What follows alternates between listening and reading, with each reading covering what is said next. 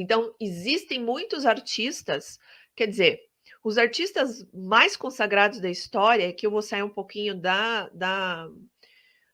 questão coreográfica, tá? Mas também de outras áreas que são reconhecidos, que são expressões da sua época, todos eles foram artistas que romperam principalmente com as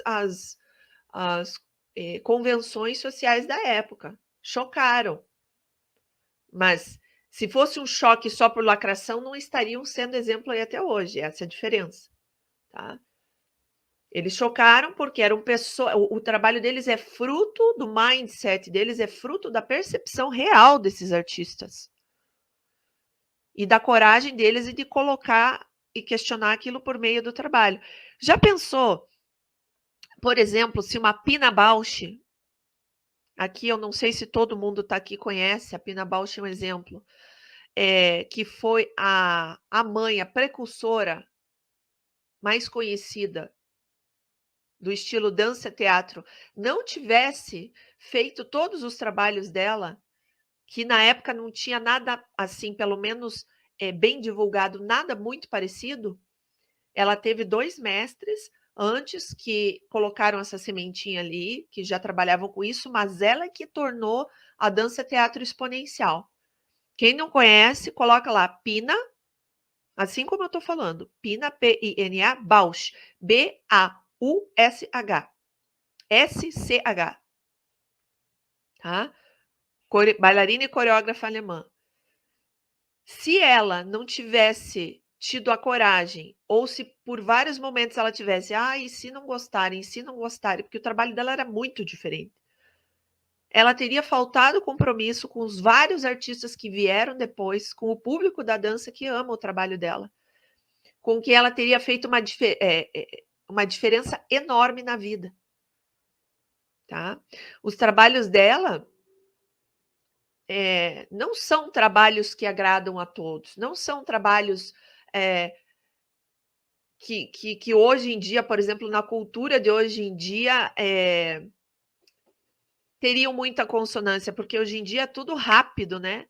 É tudo aquilo que eu consumo rápido, que eu vejo rápido, que eu acelero em 2x. Os trabalhos dela são trabalhos longos.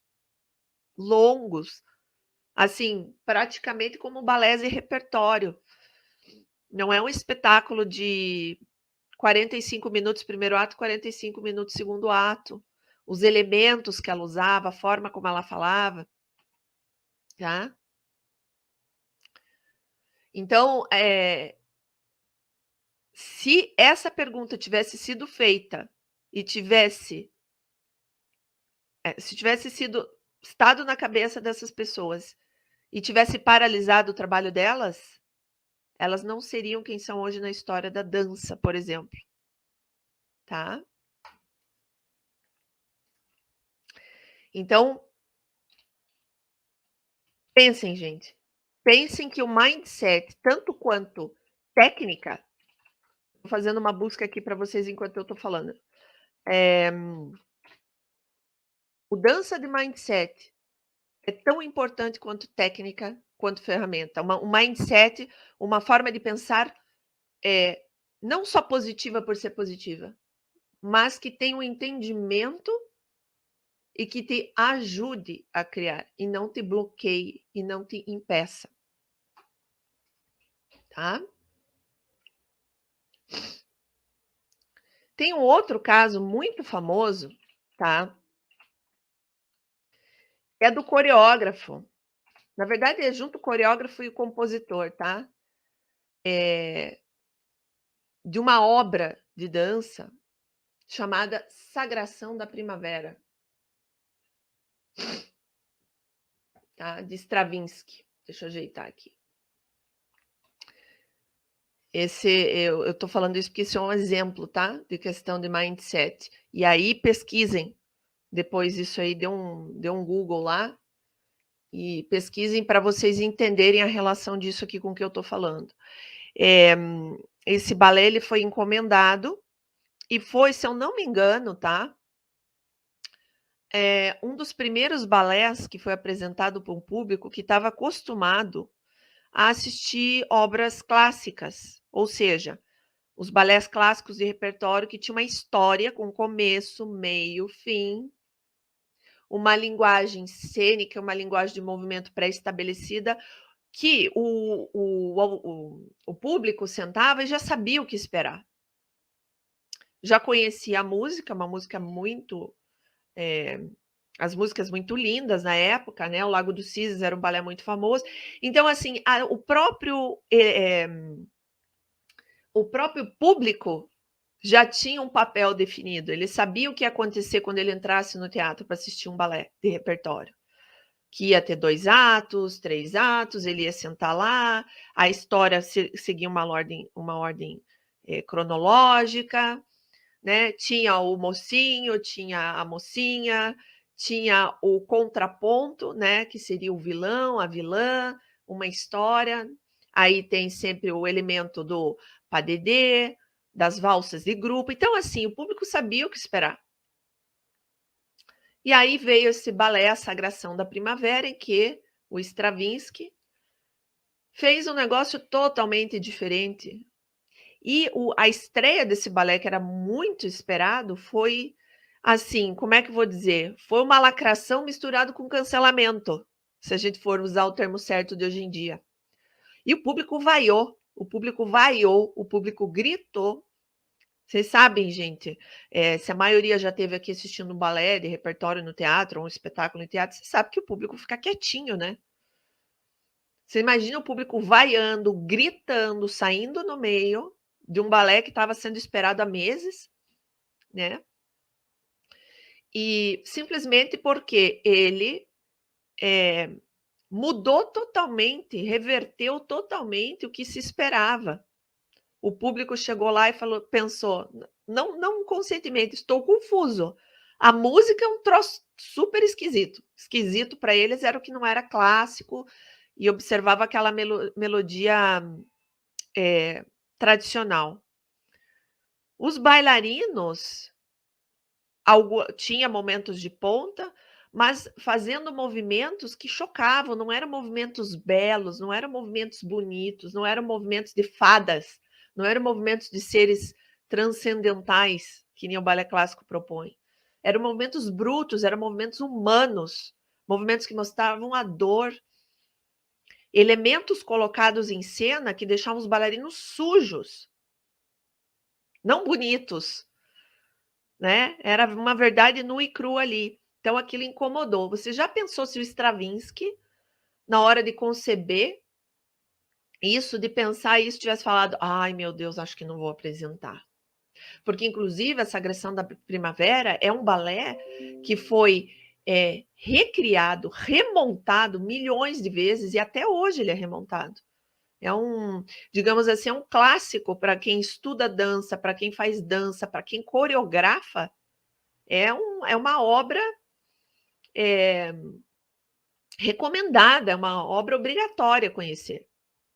Agora, se imagine se lá atrás ele falasse assim, ai, não, acho que não vou fazer, tá muito fora do quadrado. Tá muito fora isso aqui do quadrado, não vai rolar. E se o público não gostar? E no caso dele, não gostaram mesmo. Porque hoje em dia as pessoas, ao vivo, elas não falam nada, né? Nas redes sociais tem os haters, aí o pessoal senta a lenha lá. Mas ao vivo as pessoas não falam nada, que era no caso na época que o balé foi feito. Ninguém falaria nada, mas nesse caso não, gente. Além de não gostarem, saíram no meio, gritaram, vaiaram, saiu nota na imprensa nas semanas seguintes, esculachando a obra. E você acha que ele se importou com isso? Não, porque ele como artista, como coreógrafo, ele tinha o quê? Compromisso com a obra, com aquilo que ele pretendia, que ele precisava mostrar.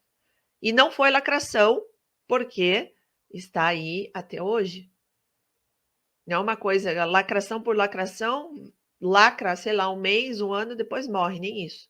Depois ninguém mais sabe quem foi, tá? Então, eu trouxe esses exemplos aqui para vocês pesquisem aí, vejam, para vocês entenderem, Não deixem que o medo de agradar impeça vocês de criar as coreografias, impeça vocês de ingressarem nessa carreira porque vocês acham que não tem criatividade ou porque vocês acham que as ideias de vocês são muito diferentes. Lembre, a gente não agrada todo mundo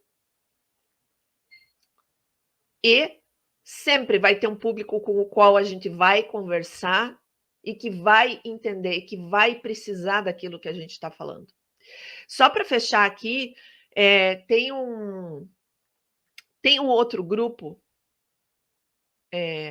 que eu gostaria de citar. Eu dei 2 exemplos aqui fora, né, da Pina e da Sagração da Primavera. Um grupo aqui no Brasil, tá, que eu admiro demais o trabalho do coreógrafo, do grupo, né? Esse é um grupo que compõe meio que em conjunto. E assim, eles têm uma linguagem, eles têm uma arte, vamos por assim dizer, que não agrada, muito pelo contrário, a chance de desagradar é maior do que agradar. E eles estão há anos aí na estrada com muita personalidade, muito fiéis ao trabalho deles. Eu, honestamente, nunca perguntei para o coreógrafo se alguma vez já passou pela cabeça dele, se ele já teve receio. Já se fez essa pergunta que está aqui, se não gostarem do meu trabalho, se eu não agradar, eu não sei. Até um dia, se eu tiver a oportunidade de conversar com ele, até gostaria de saber isso.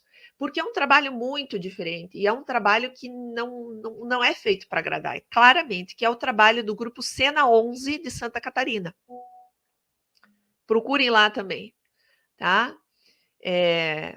Eu sempre que posso assisto o trabalho deles e eu volto e meia, às vezes vejo alguém saindo aí no meio, eles devem estar acostumados saindo no meio do espetáculo, porque realmente não é algo que é para ser necessariamente agradável, palatável, bonitinho de se ver. Mas tem todo um trabalho de pesquisa, tem todo um querer dizer ali, tem todo um propósito, sabe? Mas, de novo, se depois de tantos anos na estrada, eles já consagrados, bem conhecidos no meio da dança, eles têm o público deles. Eles ainda têm pessoas, eles não agradam todo mundo, nem vão agradar, e também, se depois de todo esse tempo acontece isso com eles, quem dirá com quem está começando? Portanto, isso não, de novo, não deve ser impeditivo para que você comece a coreografar e mostrar o seu trabalho. Não interessa a linguagem que você vai usar, não pense se vão entender, se não vão entender. A arte não é para ser entendida, compreendida, para ser sentida. Ela fala muito mais com o nosso inconsciente do que com o nosso consciente, que filtra demais, tá? Então, observem esses exemplos que eu falei, tá? Busquem lá. E aí, reflitam sobre isso.